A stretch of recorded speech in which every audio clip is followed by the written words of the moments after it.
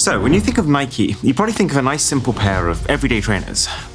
That might be about to change. I've just traveled all the way to Nike HQ in Oregon to go hands-on and feet in with 4 of the company's next-gen products. And using them, it's pretty clear that Nike's becoming a tech company. So the first product I tried is the most futuristic jacket I've ever seen, because there's a bunch of different materials that jackets can use to keep you warm. Like some of them use wool, some of them use feather, but Nike's next-gen jacket uses air. And the benefit of that is that you can now adjust your temperature on the go by just changing how much of that air is in the jacket, using this little pump that comes in the pocket.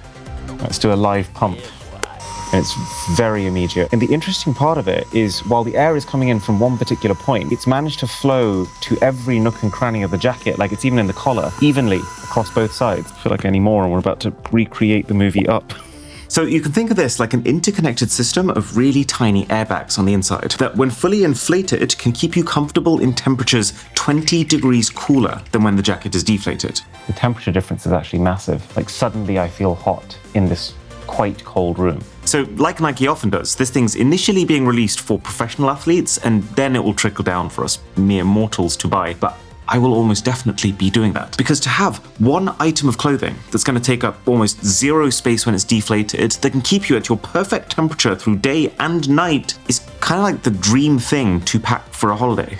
And then if you want to deflate it, whoa, that's almost immediate. So then we went to Nike's Sports Research Lab for product 2. Essentially, 4,000 athletes a year come here to train and play sport, and while they do that, Nike is consensually spying on them. They're using the world's largest set of motion capture cameras combined with the world's largest set of force plates under the surface to essentially find out the stress points on the athletes' bodies so that Nike can build shoes that counter them. And there's some pretty cool outcomes from all this data. Like, they realize that grip in the forward direction is really useful because it means your feet stay planted as you're running and you preserve your momentum, but also that too much grip as you're rotating is associated with injury, which is why Nike's newer cleats now have these V-shaped studs, which are specifically for grip when you're sprinting forward on the fronts of your feet, but then these rounded ones at the back, which can release more easily when you stop and you want to pivot. Or, as part of this lab, they also take really detailed 3D scans of the athlete's feet, and by doing this enough times, they've figured out the subtle ways that feet are different between gender and ethnicity, which is why when you go to Japan, for example, if you buy the same shoe that is technically the same size,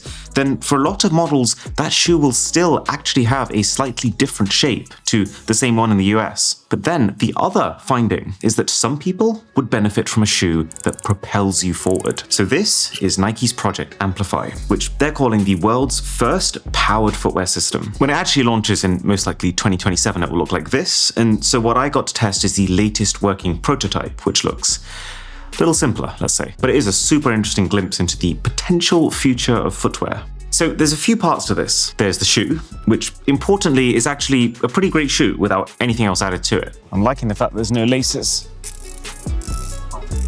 Whoa, they're really foamy. So then that shoe connects upwards to this arm, which is what contains the motor and all the processing power. Yes, processing power in your shoes. And then at the very top is the cuff, which totally doesn't sound like something you would wear when you're on a watch list. Also, though, really satisfying to loosen and tighten. And then you just start walking or running. You take 6 to 8 steps, and by the time you've done that, your shoes have used their processing power to figure out how you're walking, your stride, your gait, and then they start to lift your feet for you, giving you about a 20% increase in the total power of your legs.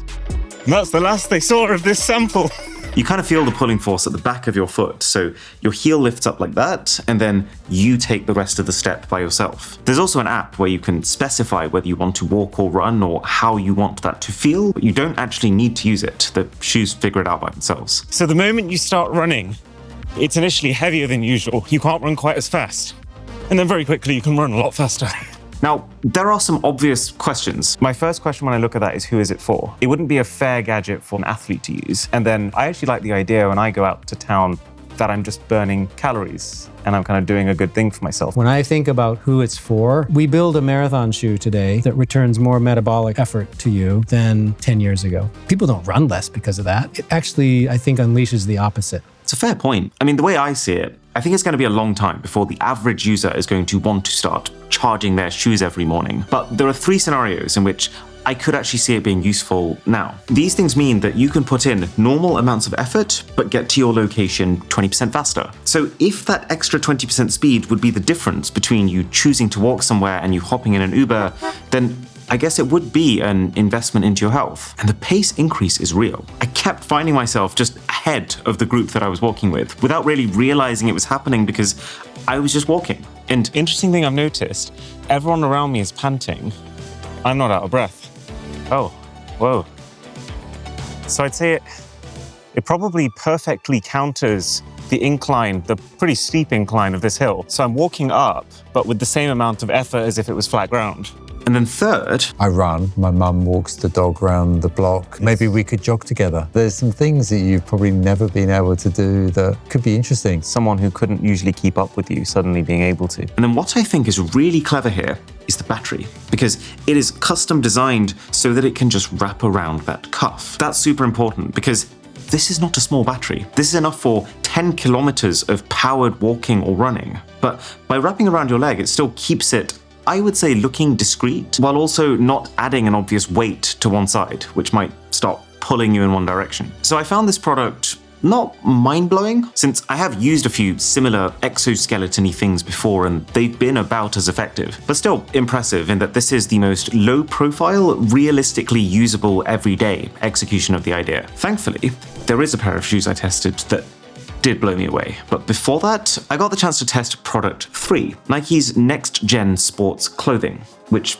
I was initially expecting to gloss over, but it's actually really interesting. So you might know that over the years, Nike has had a bunch of different lineups of clothing. They've had Dry Fit to keep athletes dry, they've had Thermofit to keep athletes warm, Storm Fit to keep athletes protected, and so the new one is Aerofit. And it's designed to fix a very specific problem. See, the world's getting hotter. Athletes are having to play physically demanding sports in often desert-like temperatures. So they're going to sweat a lot. The issue is, though, that the purpose of sweat is to cool your body down, but that cooling is only happening if the sweat is specifically evaporating off your body, not soaking into your clothes first. Nike actually has these insanely impressive but also super gross lab simulations of all this stuff, including dummy models that produce artificial sweat as they walk, and even an exercise bike in a hot room that actually has a pool of real human sweat on the floor. They're actually measuring how much liquid comes off of athletes that use the room, because the way they see it,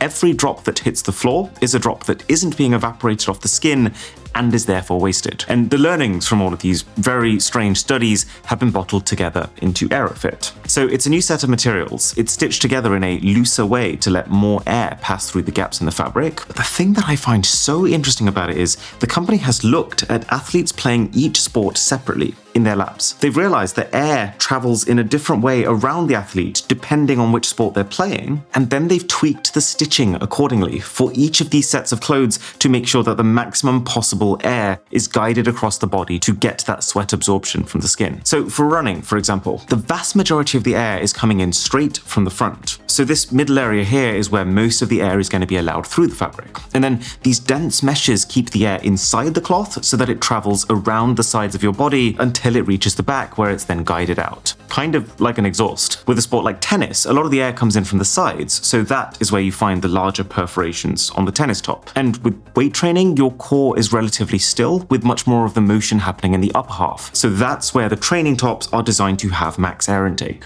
Okay, I am aero-fitted. It just feels like a shirt right now, but I'm going to try and sprint in a straight line backwards and forwards to see if I can notice the way the air moves around me. Does this actually work? Oh, yeah, I'm actually a little bit chilly. Oh God. It's a bit like running topless, or at least what I would imagine that feels like, which is quite surprising considering how opaque the material actually is. I think the average person doesn't think of jerseys as an ever-evolving thing. You think surely by now we've been making them for 100 years, they're done. That's right. The numbers that we got from the NSRL is that the air permeability is 238% more than our legacy dry fit. And that's just the one that's being used now, the legacy one. Correct. Okay, so then we come to product 4.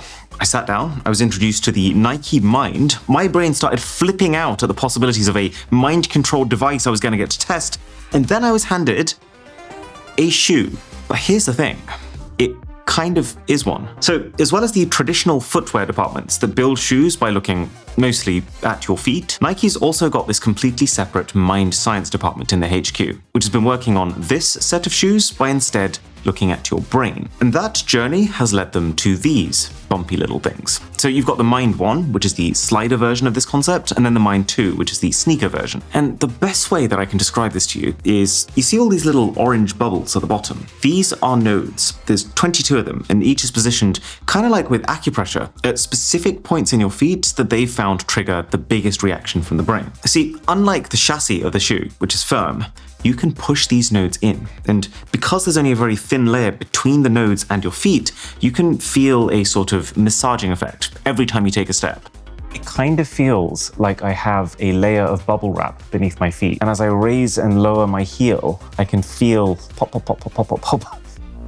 But see, this isn't just acupressure. It's not just that you can push the nodes in, they can be pushed in any direction. And because your feet feel so connected to them, you can feel how they're being pushed, which is the weirdest thing because it means while you're wearing these shoes, you can feel the texture of the surface that you're on. Feels like the weirdest thing to say, but I can tell this is concrete.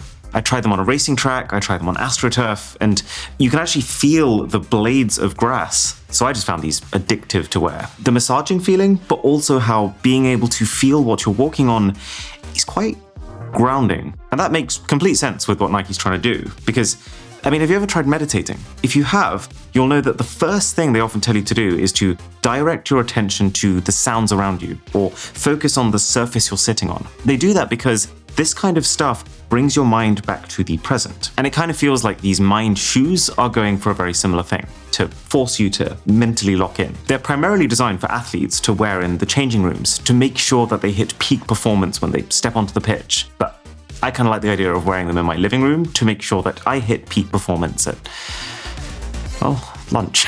The only thing I would say is I found the effect kind of underwhelming on the sliders. It's much better on the sneakers, I guess because they stay in contact with your foot more consistently. So fun fact, I'm actually writing this video from a little cafe in Oregon, like 10 minutes from Nike's HQ. Amazing croissants, but God, look at this. I look at the Wi-Fi networks around here.